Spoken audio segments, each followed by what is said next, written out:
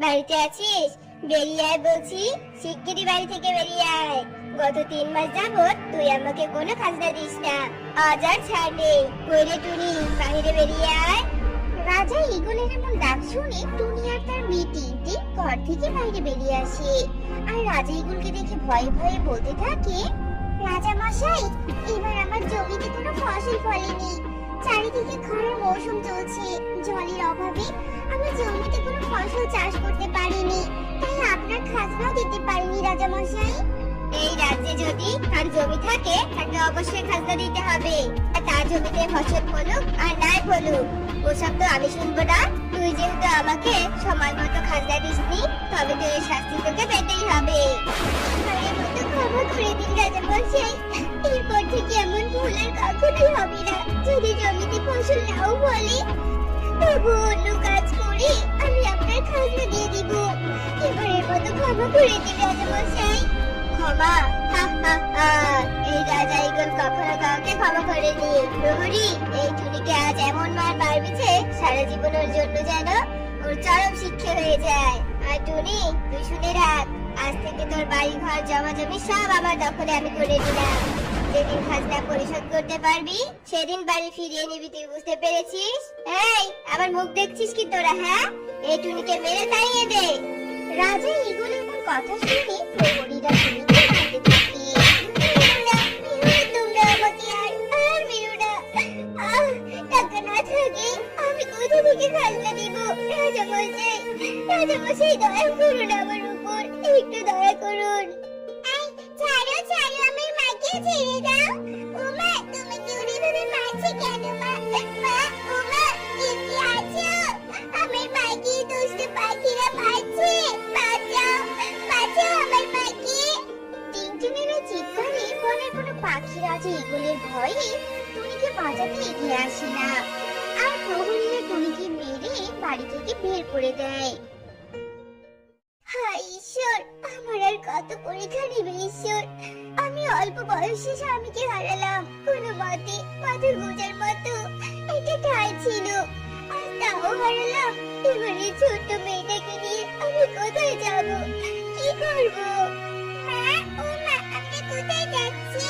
ওই দুষ্ট পাখিরা আমাদের বাড়ি থেকে বের করে কেন দিল? মা, ও মা, আমাকে প্রচন্ড খিদে পেয়েছে, আমাকে খেতে দাও না মা। চলো, বাড়িতে গিয়ে ভাত খাবো, চলো চলো। এই কথা বলে টিনটিন টুনির হাত ধরে বাড়ির দিকে টানতে থাকে। আর টুনি টিনটিনের কোনো কথার উত্তর না দিয়ে মনে মনে ভাবতে থাকে, এভাবে রাস্তায় রাস্তায় ঘোরার চাইতে ঘুরে যাওয়া অনেক ভালো। কিন্তু আমি একা মরবো না, আমার মেয়েটাকে নিয়ে মরবো। আমার মেয়েটা দিনের পর দিন এভাবে ক্ষুধার যন্ত্রণা নিয়ে বেঁচে থাকবে কি করে? না, আমার মেয়ে সহ আমি আজ জলে ডুবে মরবো। এই কথা ভেবে টনি টিনটিনের হাত ধরে নদীর দিকে হাঁটতে থাকে। মা, ছাড়ো ছাড়ো আমাকে, আমাকে তুমি কোথায় নিয়ে যাচ্ছ? আমার হাতে ব্যথা পাচ্ছি মা। ও মা, কথা বলছো না কেন? কিন্তু টনি টিনটিনের কোনো কথারই উত্তর দেয় না। নদীর পাড়ে এসে যেমনি নদীতে ঝাঁপ দিবে অমনি নদীর জলের ভিতর থেকে জল পড়ে উঠে আসে। আর টনিকে বলে, এ কি টনি, এ কি কাজ করছিস তুই? তুই নদীতে কেন ঝাঁপ দিতে এসেছিস? তুই জানিস না আত্মহত্যা মহাপাপ? কেন আত্মহত্যা করতে চাইছিস তুই বল? যখন বুঝতে পেরেছো আমি এখানে আত্মহত্যা করতে এসেছি, তবে তো এটাও জানো যে আমি কেন আত্মহত্যা করতে এসেছি। আমাকে তুমি বলে দাও, আত্মহত্যা ছাড়া আমার আর কি উপায় আছে? এই পাখি রাজ্যে আমি আর থাকতে চাই না। এই পাখি রাজ্যে সুখ নেই, শান্তি নেই। আমি সবই জানি, জলের নিচে থাকলেও জলের উপরে কি ঘটছে তা সবই বুঝতে পারি। ঠিক আছে, তোকে এই পাখি রাজ্যে থাকতে হবে না, তোকে আমি সাহায্য করব। এই জলের নিচে তোকে বড় একটা বাড়ি বানিয়ে দিব। এই বাড়ির প্রতিটা ঘর সোনার উপর মোহর দিয়ে ভরে থাকবে, কোনো জিনিসের অভাব থাকবে না তোর। তুই তোর মেয়েকে নিয়ে সেই জলের নিচের বাড়িতেই থাকবি, কেউ তোদের আর কখনো বিরক্ত করবে না। তুমি তো আমাকে বাড়ি দিবে, সেটা ঠিক আছে, তবে আমি আর আমার মেয়ে জলের নিচে থাকবো কি করে? আমরা তো পাখি, জলের নিচে নিঃশ্বাস বন্ধ হয়ে তো মারা যাব। সে চিন্তা তোকে করতে হবে না, দেখ আমি কি করি। কথা বলে জলপরি তার হাতে থাকা জাদু দণ্ড টুনি আর টিংটিংয়ের মাথায় ছোঁয়ায়। আর সাথে সাথে টুনি আর টিংটিং জলের নিচে বেঁচে থাকার শক্তি পেয়ে যায়। এরপর টুনি আর টিংটিং জলপরির সাথে নদীর জলে ডুব দেয় আর বড় একটা বাড়ির কাছে চলে যায়। তারপর জলপরি টিংটিং আর টুনিকে জলের নিচে বাড়ির ভিতরে ঢুকিয়ে দিয়ে সেখান থেকে চলে যায়। এরপর বেশ কিছুদিন কেটে যায়।